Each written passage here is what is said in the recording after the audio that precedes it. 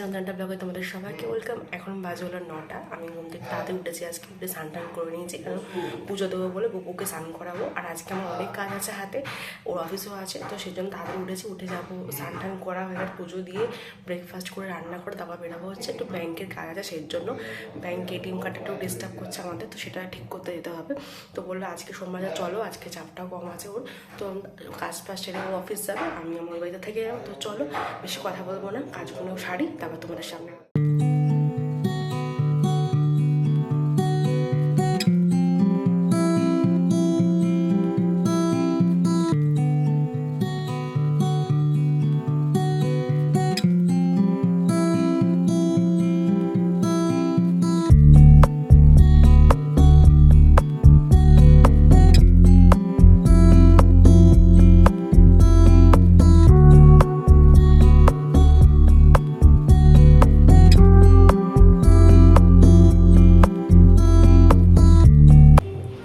বানিয়েছি হলো শর্টকাটে ব্রেকফাস্ট, মানে রোল বানিয়েছি। পাশে বাড়িতে আবার গান চালিয়েছে, যাই হোক। তো এখানে হচ্ছে রোল, রুটি দিয়েছিল বা রুটিটা দিয়ে ডিম দিয়ে করেছি। এখানে একটা মায়ের, ওর জন্য না, কারণ ওর পেট খারাপ, তার জন্য।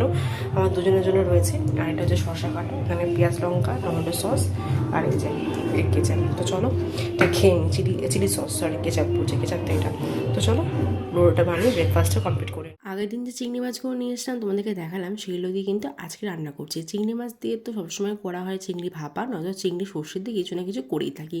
তো এবারে ভাবলাম একটু অন্যরকম কিছু করা যাক, তাই চিংড়ি মাছটা ভাবলাম আজকে পোস্ত দিয়ে করি। তো পেঁয়াজ দিয়ে কিন্তু আলুতে কষিয়ে নিই, আজকে কিন্তু আদা রসুন পেস্ট কিছু ইউজ করি, সিম্পল করছি। আর তার সাথে কিন্তু পোস্ত, কাজু বাদাম আর লঙ্কা দিয়ে, কাজু বাদামটা আমি নিজে ইচ্ছা করে মিক্সড করেছি, কাজু বাদাম তোমরা না দিলেও চলবে। তো দেখা যাক কীরকম খেতে হয়, কি ফার্স্ট টাইম একটু ট্রাই করলাম। দেখি এবারে আলু সিদ্ধ হচ্ছে কিনা। হ্যাঁ, আলু সিদ্ধ হয়ে গেছে এখানে। তো এবারে চিংড়ি মাছগুলো দিয়ে দেবো, ওপর দিয়ে লঙ্কা দিয়ে দেবো, ব্যাস তাহলেই হয়ে যাবে। একটু ফুটুক, জলটা টানলে তারপর নামাবো। কাজকর্ম সে রেডি হয়ে গেছি, 9:30 মতো বাজে। এখন বেরাবো ওর সাথে, যাবো হচ্ছে একটুখানি ব্যাংকে। ফার্স্ট তোমাদেরকে বললামই তো, ব্যাংকের কাজটা কমপ্লিট যেন আজকে হয়ে যায়। আর ব্যাংকের কাজ কমপ্লিট করতে সারাদিন বাড়িতে ছিলাম, ও চলে গেছিলো অফিসে। সারাদিন কোনো ভিডিও শ্যুট করিনি। এখন বাজে বিকেল 6টা মতো, অফিস থেকে চলে এসেছে। আর একটুখানি গেছিলাম ফোনের কভারের দোকানে, ফোনের কভার কিনতে মায়ের জন্য একটা। আমার স্ক্রিন কার্ডটা চেঞ্জ করলাম ফোনে, কেন ওটা প্রচণ্ড পরিমাণে ভেঙে গেছিলো, প্রবলেম হচ্ছিলো, এর জন্য স্ক্রিন কার্ডটা চেঞ্জ করলাম আমার। তো এই সব কিছু কমপ্লিট করে কিন্তু সোজা ওখান থেকে বেরিয়ে যাবো হচ্ছে এখন বাড়ির দিকে। তো এখানে কাজ কমপ্লিট, বাড়ির দিকে বলতে প্রথমে যাবো দিদির বাড়ি, তারপর ওখান থেকে কিছুক্ষণ গল্প করে তারপর যাবো বাড়িতে। না এখন না, পরে রাতে। তাহলে না চাল, আমার চা খেয়ে এখন না রাতে। এবার থেকে রেগুলার আমি ব্ল্যাক কফি খাবো চিনি ছাড়া। এটা ব্লগ চলছে বলে বলছে। আর আমরা খাচ্ছি বিরিয়ানি, এনার তো পেট খারাপ, খেতে পারবে না। হবে। বাড়ি ফিরে আমাদের দিলাম ভুট্টা নিয়ে বসে আছে, দেখে খুব খেতে ইচ্ছা করছিলো। ভুট্টা কিনলাম 2খানা। আর এগুলো কিন্তু নর্মাল ভুট্টা না, এগুলো কিন্তু সুইট কর্ন। নর্মাল ভুট্টা কোনো একটু সরু হয়, এগুলো একটু চওড়া দেখতে। দামও কিন্তু 30 টাকা করে একটা নিয়েছে। তো যাই হোক খেতে ইচ্ছা করছিলো বলে কিনে নিয়েছিলাম। আর খেতে কিন্তু বেশ টেস্ট ছিল। দুটো নিয়ে এসেছি, একটা আমার একটা মায়ের, ও তো খাবে না। তো চলো ফ্রেশটা সরিয়ে নিই, তারপর ভুট্টা খাবো, তারপর রাতে রান্নাটা করতে যাব। আজকে অনেক দিন পর রাতে বানাচ্ছি হচ্ছে কুমড়ো দিয়ে, আলু দিয়ে, আর হচ্ছে ছোলা দিয়ে তরকারি। অনেক বহু যুগ পর বানাচ্ছি ঘরে, কবেতে লাস্ট বানিয়েছি সেটা মনে নেই।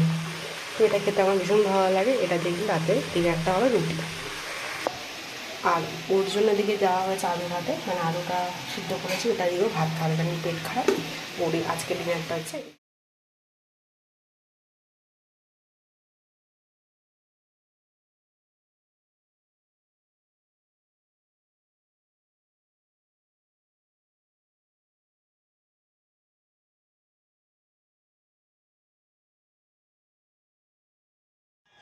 আমার এই দোলনার কাঠটাকে বসে ভাঙলো এই মোটা লোকটা। দেখি দেখি মুখটা এবারে, ফাটালে কেন? এবার কি হবে?